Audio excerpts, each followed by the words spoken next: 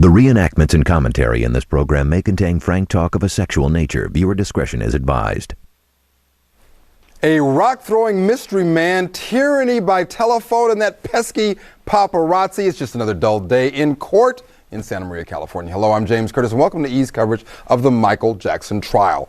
Waving to fans and taking it all in, Michael Jackson walked into the Santa Maria courthouse ready for yet another day of intriguing testimony. Then, under questioning by Assistant District Attorney Ron Zonin, Gavin's grandmother revealed how little she knew about the King of Pop before he became a part of her life. Now, we want to remind you that the accuser's grandmother spoke in Spanish and she used a court-certified interpreter. Here's what she told the jurors, officially translated and according to the courtroom transcripts. Were you aware as to where your daughter and her 3 children were visiting during that period of time? Yes. And where was that? Never. I can't say it very well, but they're Neverland. Is Neverland a place where you had once visited? Never. Did you know what Neverland was prior to that time of January and February and March of 2003? No. Did you know who Michael Jackson was prior to February of 2003? No. Do you know who Michael Jackson is today? We all know because you see it on TV. All right. Now, did you ever see a documentary on television that was titled Living with Michael Jackson? No. Did you ever see anything on TV that featured your grandchildren, where your grandchildren were shown on television? No. I only see part of it in the Mexican channel because those are the channels I watch. Did you ever see any shots at all of your grandchildren on television? Lately, just a little clip, short little clip on 52 and 34. Did you become aware of the fact that your grandchildren had been featured on television in a documentary? No. At some point in time, did you have a number of reporters or press who came to your home? Oh, yes. My door, my mailbox. They opened my mailbox. They even opened my mailbox. They yelled at me. I even had to call the police several times. They parked everywhere. The worst one was the 52, channel 52. The light was so bright, they seemed like a soccer field. The police came and told them to take away that. And the reporter, she said no, because she had to do a report. Another police officer came, and he did make them turn it off. And then, 6 o'clock p.m., they turned it on again. Oh, I love this actress. Next, was it one big happy family reunion at Grandma's house? Do you know who the person was who delivered the children to the house? Miguel's people. Is Miguel Michael Jackson? Yes, it's Miguel in Spanish. Thank you. Miss, when your children came into the house, was your daughter Janet and her then boyfriend Jay at your home at the time that the 3 grandchildren arrived? No, I received them by myself. At some time later, that day or at another day, did Janet and Jay arrive at your home? Objection leading. Overruled. You may answer. Yes, they came later. Was it the same day or a different day? Yes, the same day. The same day. All right. Would you describe for us how the children were behaving at the time that they arrived from Neverland? Those children that came were not my grandkids. Explain that to us, please. Their entire life, my grandkids and I were very close. Their happiness, their sadness, their games, all of that. I was always very important for all 3 of them. When they came back, they didn't talk to me the same way. They were different kids. And even up till now, Gavin is not the same child. Objection, non-responsive, move to strike. Overruled. All right, Ricky, Sean, the idea that this witness, one, testifies about this paparazzi issue is something, it seems a little of an aside in this trial. But when the main points, playing back into the expert psychologist witness theme that the prosecution called a changed kid. Indeed, all of them being changed. Exactly. That's what's important. Not just one kid. I think it would be more important if only Gavin had changed. But the fact that all 3 of the kids changed, I don't think the prosecution's alleging that Michael Jackson molested all of them. So I think it flies in the face of the expert. Now, that's a really interesting observation. I hadn't really thought about it that way. Well, and I think it's a very good argument. But let me give you a good argument for the prosecution about why they called this witness and what may happen as a result of her. We've had days on end of a mother who is Looney Tunes. Now we have have a grandmother who's so likable. I mean, everybody likes this woman. So perhaps her image can spill over on not only to the mother's testimony, but to the whole family, and the jury might view them differently yet again. I am surrounded by brilliant attorneys. Both of those are outstanding observations. No, I think you're absolutely right, Sean, on the defense, because it would be very significant, I think, if it was just a change in Gavin, a part above and beyond the other two kids. But certainly, as you observed yesterday, Ricky, the idea of trying to shore up this mother who was rough. She was problems for the defense as well as the prosecution in a lot of different ways. Is it going to work? Well, I think that in many ways it will work, and we can talk more about the fact that we have to remember you have to view the trial as a whole. It's not just one witness, it's not just one day, it's not just 1 week. Well, I guess we can wait till the next. Well, let's just wait till the next time as the accuser's grandmother continues. She's so accommodating. She helps me every time she can. This accuser's grandmother testifies about spending sleepless nights in El Monte reading her caller ID display on her telephone. After the 3 children returned from Neverland to your home, did you receive any phone calls at your home? Many, many, many. Day and night. I had the red phone, and it had a little square like that. And in that little square, sometimes it said Neverland, and some other time Frank, or I don't know. And the voice would say, Gavin, Star, Dublin. Somebody answer. Objection, non-responsive. Excuse me. Sustained. Could you actually hear messages being left on your phone? Oh, yes. Could you tell if it was one voice or more than one voice leaving messages on the phone? Sometimes it said on there, Neverland. Okay. And some other times it was that Frank. What really hurts me is that my granddaughter erased it. Otherwise, she always liked to, one of the phones broke down, and she tried to make it out of 2 phones make one. Objection, non-responsive. Sustained. All right. The latter part of the answer, Your Honor, you're referring to? We'll leave the first 2 sentences in. You told us what you were able to see on the screen on the phone, and you told us you were also able to hear a voice. Yes. Is that your... Yes. The phone had a little square. And then you could hear the person talk. All right. And I never allowed the kids to pick up the phone because I was always watching out for that. You know, I would also get calls very late at night, maybe thinking that I was asleep. But ever since that time when they came, when they were no longer the same kids, I couldn't sleep anymore because I was always watching out for that phone. Sean Chapman Holly, one of the things that impresses me about where we are in general in the prosecution's case, we've all seen lots of cases. Typically, at this stage in the prosecution's case, they announce that they're going to wrap up by the end of next week.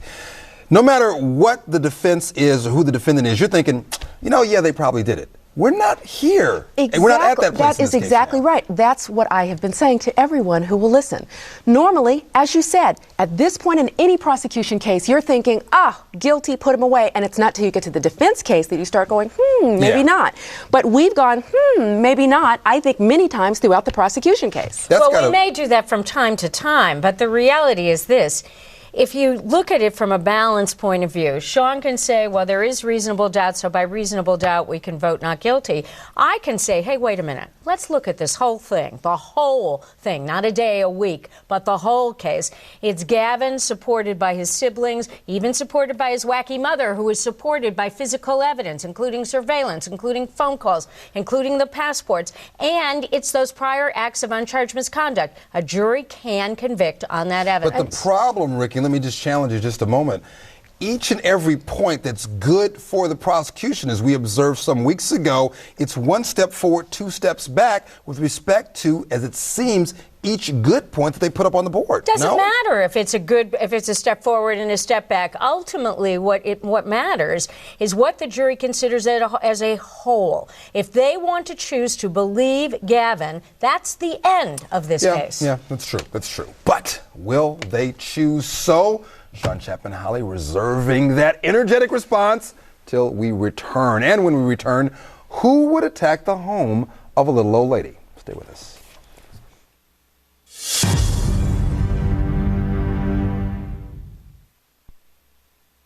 The reenactments and commentary in this program may contain frank talk of a sexual nature. Viewer discretion is advised.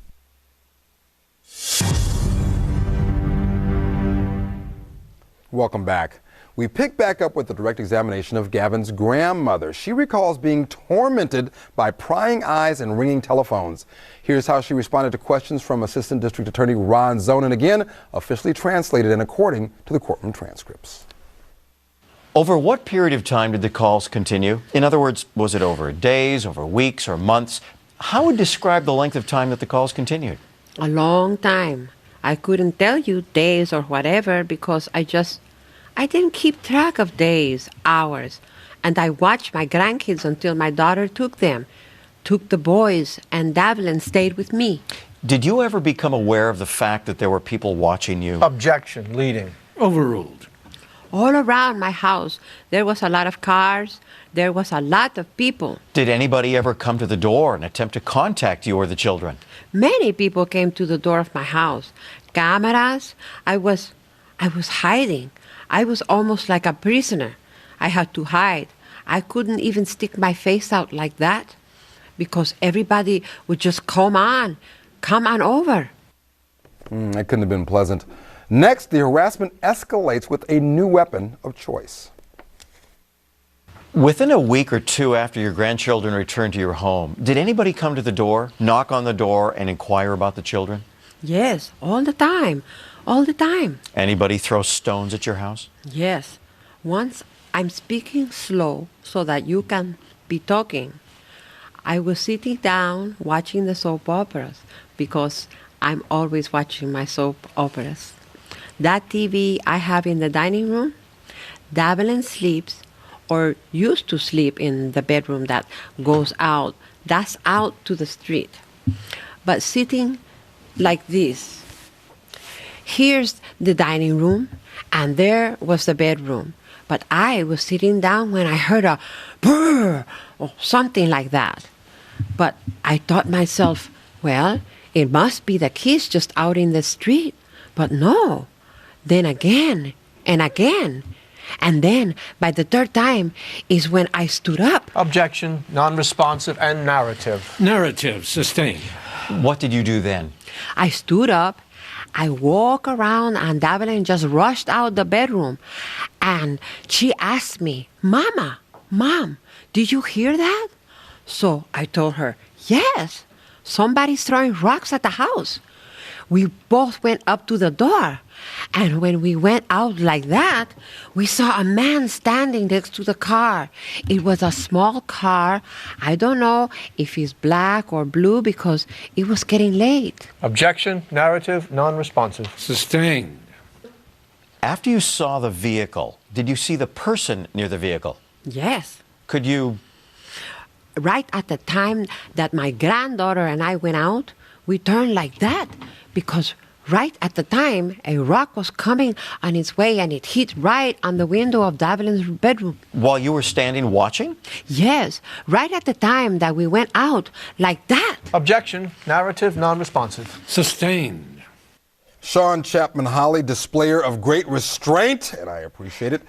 This testimony still, would you argue, doesn't quite get there. You've got rock throwers potentially, you've got paparazzi potentially, but the connection between whatever's going on at this woman's house and Michael Jackson, the ends aren't meeting, are they? Actually, you know what this said to me? Is this provides, I think, a reason why Michael Jackson could have been concerned about a need for protection. Explain. Well, You took he my has, note. Oh, no. Stop looking at Ricky's notes. No. I agree with you completely. Yes. I mean, he has, by virtue of this documentary, brought this horrible assault upon this family. Yeah. And he feels bad about it. There's the media, they're throwing rocks, they're knocking on the door, and so he's concerned about this and offering protection perhaps from this very conduct that he really brought upon himself by virtue of this Or at least brought documentary. upon them, right? Yes, by them. There is no debate. I cannot take another side to this at all from what Sean just said. I do not know why the prosecution put this in evidence, because it does show that there was danger, which is precisely the defense theory. But we will see as this testimony continues, an attempt at least, and you be the judge about how successful it is to connect that danger again to this defendant. Now, the question becomes, was this rock thrower a teenage Romeo, an irate neighbor, or some heavy hired by the king of pop? Or none of the above is always a choice, folks. The accuser's grandmother tries to identify the culprit. You actually saw somebody throw a stone? Yes. Was it the person standing next to the car? Yes. Can you describe that person for us as best you can? I know that it was a man that was standing there, and he had a cap right at the time that we saw the man. Davelin and I told Davelin, call the police. Objection, Your Honor. Narrative. Sustained as to the last sentence. Were you standing with Davelin at the time you saw the stone being thrown? When he threw the last rock that I saw that hit Davelin's bedroom window, we were both standing there. Did you then contact law enforcement? That's when I told Davelin to run and call the police. Did you? And so that man very quickly got in the car and took off. And did you, in fact, call the police? No. May I have just one moment, please, Your Honor? I don't really remember, but yes. Thank you. Your Honor, I have no further questions. No questions, Your Honor. But the other day... Thank you. There are no further questions. You may step down. Next, it's back to school with Michael Davey. He's Gavin's former counselor. On direct examination, attorney Tom Sneddon questions the witness about how he and Gavin's mother dealt with the accuser's unexplained absence from school. And as a result of that, did you give her further direction as to what procedurally would have to be followed to get those children out of school? Right. Tell us what you told her. I indicated that if she was unable to come, that we needed someone with a note from her and her driver's license. And that person needed to be able to have an ID also.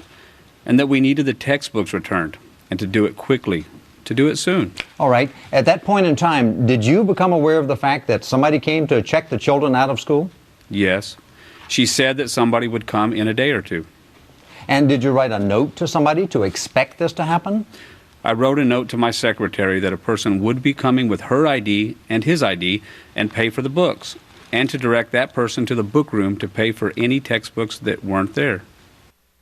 All right, I want to deal with this witness in just a moment, Ricky, but we must go back. We must go back to the outstanding choice of cross-examination, or lack thereof, by Tom Mesereau of the grandmother. Perfect. No questions, Your Honor. Yeah. It says worlds. It says, number one, I don't want to hurt this lovely woman. I'm not going to beat up on her. I'm really a good guy. Number two is, it says she didn't say one thing that hurt him. And if the idea was to say that it was one of Michael Jackson's people throwing a rock through that window, that really is ridiculous. I mean, that couldn't possibly be the implication of the prosecution. Of course it is. Come on, how can it not Michael be? Jackson's people throwing rocks outside this woman's house in El Monte? Again, let me play Ricky for just a moment. Let's look at the big picture, I like that idea. if you Ricky will. is much lovelier than She you. is much lovelier. She's much smarter, but I'm going to give it my best shot. Looking at the big picture, we have, again, repeated calls to the grandmother's house. The implication in testimony is that they are from Michael Jackson's people. She says I can buy Neverland that. shows That I up. buy. Yes. We have previous testimony that says that the kids were being followed, videotaped by Michael Jackson's and we know that is people. true because the videotapes exist. Exactly. Therefore, it's not a real big stretch, although it might be a stretch, not a real big stretch to say that they are trying so desperately to get in contact with his family, they are trying to access them at the grandmother's house, throwing that little pebble, trying to get their attention. Come on. You mean I like can't the even lover respond. going up and, you know, I let's was go down. Okay, I did the best I could. I You got don't even shot believe down. it. Down in flames once again goes the host. When we return, I'll wash myself out, douse those flames. Was the mystery man that checked Gavin out of school somebody who was connected with the Jackson team? Stay with us.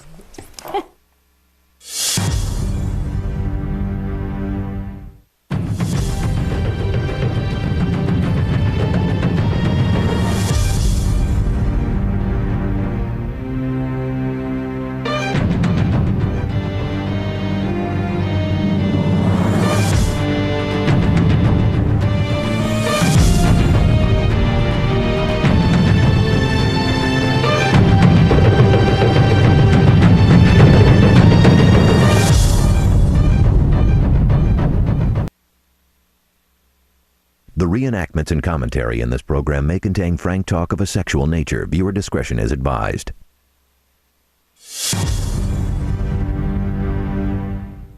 Welcome back. So, after Gavin and his brother had been out of school for a while, who showed up to officially check them out of school? Well, here's a hint. We've heard the name before. Unindicted co-conspirator, Jackson associate. I'll stop there. Here's what the young accuser's former counselor told the jury according to the courtroom transcripts. Now, did you at some point actually meet somebody who came to check the boys out of school? I did. And do you remember the name of that person? Yes, it was Mr. Amon, Vincent Amon. All right. And did you personally deal with him on the checkout procedure? The secretary gave him the paperwork and made copies of his ID and Miss driver's license. And she kept the note that was sent along with him. And, you know, I spoke to him briefly, but I didn't handle the nuts and bolts of it. The secretary did. And were some books paid for on that particular occasion? Books were paid for, yes. By whom? By Vincent Amon. Ricky Kleeman, I need you now, or should I say the prosecution needs you now. Make this witness work for the prosecution. Easy. It's totally easy. What happens is, according to the prosecution, this family is being falsely imprisoned at Neverland. So what do? They say to the mother, you better make this call. You better get these IDs ready. Vincent Amon takes the paperwork, goes down there, picks up the book, checks them out of school so they can spirit them off right to Brazil. What? No. Look. No.